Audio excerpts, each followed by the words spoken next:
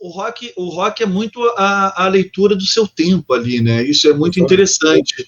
E como ele perdeu o protagonismo, assim, na minha opinião, não sei se vocês partilham também dessa ideia. Eu acho que o rock brasileiro, né?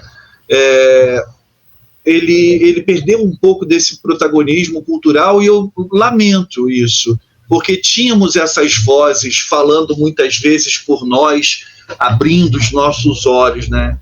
Mas, enfim, isso é uma conversa... Agora, olha que curioso. Isso eu só me toquei quando eu terminei, né, quando a gente terminou a edição do livro ali. O livro fala de 3 prisões que foram muito marcantes no rock brasileiro. Da Rita Lee, que a gente já falou aqui, a do Arnaldo Antunes, né, que o Arnaldo ele não só foi preso, como ele foi condenado como traficante. Né? Então, é uma coisa maior. Ele ficou quase um mês na cadeia. Ele foi condenado, no ano seguinte ele foi condenado, não ficou preso porque ele tinha trabalho, enfim, justamente. Ele era primário, mas ele teve que fazer, ele ficou preso aqueles 26 dias lá, mas ele teve que prestar serviço comunitário, todo mês ir lá na polícia, tudo mais, né, falar, eu estou aqui. E depois teve a prisão do Lobão, né, que também foi muito marcante, porque gerou um disco praticamente, aquela prisão, né? Vida Bandida, né? Que talvez o melhor disco do Lobão, tem gente que acha que é o melhor disco dele, né? Que foi muito fruto desse disco, assim como Cabeça Dinossauro, de certa forma, foi fruto também da prisão do Arnaldo. Né? Então, assim, tem 3 prisões muito marcadas. Aliás, tem 4, tem a do Planet Hemp depois, tem a do Planet Hemp em Brasília, que também foi importante. Ou seja, o livro tem 4 prisões, uma prisão é importante. No caso, nesses 4 casos, foram muito importantes. Elas viraram, de alguma forma, uma página do rock, né? Ou criaram frutos. Eu não sei se tem uma não prisão aí, Fabrício, que é a do Barão Vermelho, que o Cazuza ficou puto que ele não tinha nada e não foi preso. Eu acho que isso é importante, porque assim, esse capítulo é um que ficou de fora, mas estava ali. É toda essa história, o Cazuza bravo, gritando, eu também tenho que ser preso, assim, tal, né? Mas vai manchar minha biografia, não sei. Vai manchar minha biografia, todo Guto preso, daí o Cazuza não.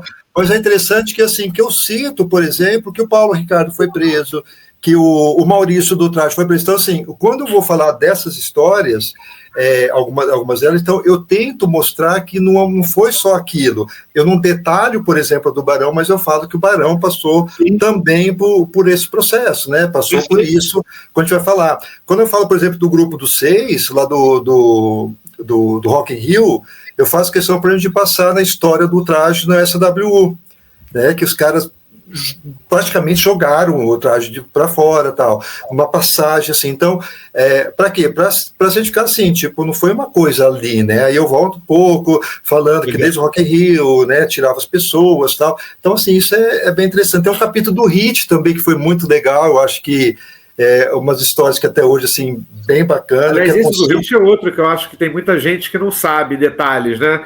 Sabe lá da Menina Veneno, tudo, mas do apogeu e da queda... Da queda brutal que aconteceu, né?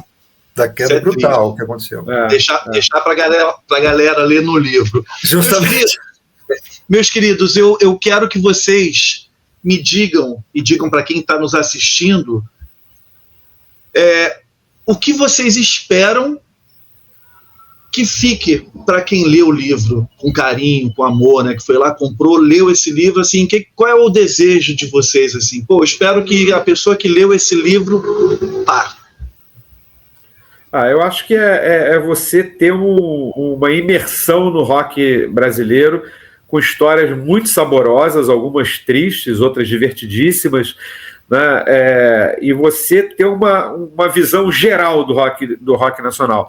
Quem viveu os anos 80, nós 3 aqui, né, curtimos de alguma forma os anos 80, tem muita gente que acha que o rock brasileiro são os anos 80, que realmente foi o período do apogeu, né, o período mais fértil, talvez. Mas muitas coisas que vieram nos anos 80 vieram lá de trás. E o que os anos 80, de certa forma, deixaram de herança para as gerações seguintes, inclusive até Charlie Brown Jr., que está no livro também, né, que talvez a última banda a última talvez eu esteja forçando, mas uma das últimas bandas acho que sim. Significativas, né? Acho que foi uma das últimas. CPM, talvez, mas são mais ou menos, né?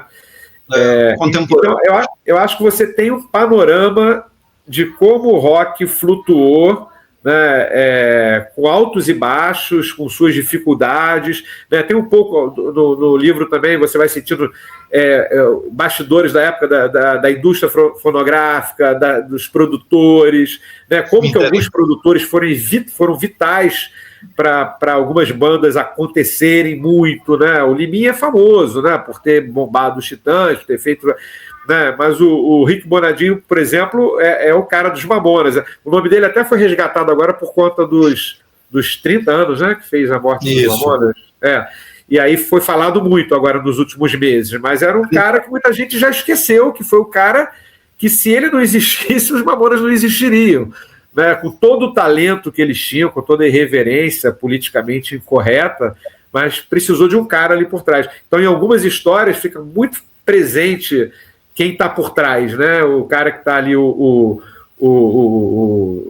que fez acontecer, a própria história do Raul Seixas também, né? Com o Bosco ali, enfim. Enfim, eu acho que você tem uma visão, se não aprofundadíssima, mas uma visão muito aberta do que foi esse movimento que tem aí 70 e tantos anos já. O Luiz falou dessa do Bonadio. Eu lembrei, por exemplo, o Peninha, né, o Pena Schmidt, muita coisa assim que o pessoal não sabe. Por exemplo, quem cuidou do som desse festival de Iacanga, e quem não, eu conheço Iacanga, eu pegava carona lá, foi o Pena. Ele olhou assim, tá, mas vocês vão fazer esse festival, mas vocês estão convidando alguém? Esquecemos. Sabe umas coisas assim malucas? E aí ele surge depois convidando o Traje Rigor para gravar um disco. Então, como esses caras têm um papel relevante. E outro que eu cito aqui, o Miranda, né? Se o Raimundos estourou assim, foi por causa do Miranda, né? Insistência dele, né, ali. Insistência dele de fazer uma molecagem, a molecagem que ele faz fez aquele selo lá, né, com o Banguela. A molecagem que ele faz foi maravilhosa, mas se ele não fizesse aquilo, o Banguela não ia ter saído até hoje, entendeu? De falar para a Folha de São Paulo, tal, enfim. Mas assim, o que eu quero que deixe principalmente, sim, que o nosso rock existe, e eu imagino que sempre vai existir, porque sempre vai ter música, sempre vai ter livros, sempre vai ter biografias. Graças a Deus a gente tem ótimas biografias falando sobre isso. A ideia desse daí foi reunir para mostrar que o rock, ele é muita coisa. Quando a gente fala do Tim Maia, por exemplo, é o soul rock que ele trouxe para cá, né?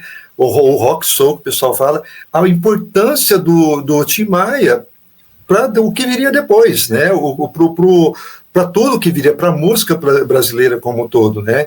Para mostrar que nós temos vários estilos. Temos o skunk na década de 90, mas tudo isso a gente está falando de rock, suas diversidades, os seus vários estilos, e como cada um teve parte importante. O Luiz falou das gravadoras, do mercado fonográfico. Nos anos 90 a gente tenta trazer isso, né, Luiz? Como que era muito diferente dos 80. As gravadoras fecharam a porta, e aí, o que a gente faz agora? Né?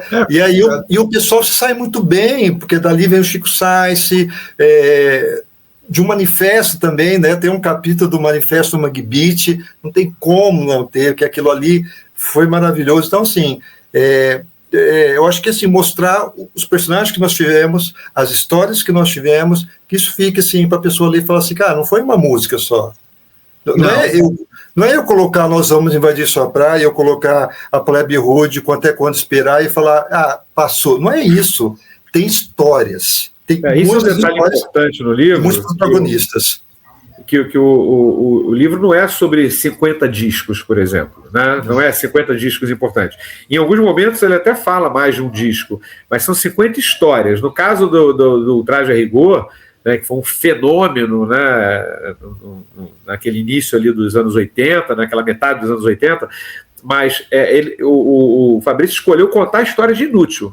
Né? Poderia contar a história do primeiro disco do Traje, dos raros discos que estourou todas as músicas, mas não, ele preferiu contar essa história. A história da prisão do Arnaldo, que é ali entre o Televisão e o Cabeça de Dinossauro, ele conta a prisão do Arnaldo, mas ele fala do Televisão e fala do Cabeça de Dinossauro. Claro, né? claro. Então, não é um livro sobre discos, isso é muito importante as pessoas saberem, porque seria mais fácil, acho, de certa forma, selecionar 50 discos desde os anos 50 para cá e falar desses discos. Né? Mas a forma de contar que eu acho que é mais inusitada e mais saborosa também, né? Porque numa história você tem a tragédia ali da morte dos Mamonas ou da Cássia Eller, né? Que foi uma morte muito conturbada. Eu estava de plantão naquele final de ano, inclusive na redação do jornal, quando veio a história que a Cássia Eller tinha morrido. Foi um dos meus piores plantões de fim de ano, foi aquele, porque era muita informação desencontrada naquele primeiro momento ali. Né? A morte da Cássia Eller foi meio parecida assim, com a convulsão do Ronaldo na Copa, foram mais ou menos próximas. Ninguém sabia direito o que tinha acontecido, e acho que até hoje muita gente não sabe direito. Né? Mas no caso da Cássia Eller, eu acho que o Fabrício conta bem até a parte dos laudos no final, tudo mais. Então, assim, é um livro que tem histórias para você mergulhar e entender um pouco do cenário. Né? Seria facílimo falar da Cássia Eller do disco da MTV dela, né? o acústico. Né? É um clássico dos clássicos, mas isso eu acho que já foi muito falado. Então, eu acho que o barato aí foi pensar histórias curiosas. E lembrando... Só lembrando que tem um bônus track também, tá? Só para esquecer. São 50 histórias e um bônus track que também é surpresa para quando alguém colocar ali. Porque são duas histórias divertidíssimas.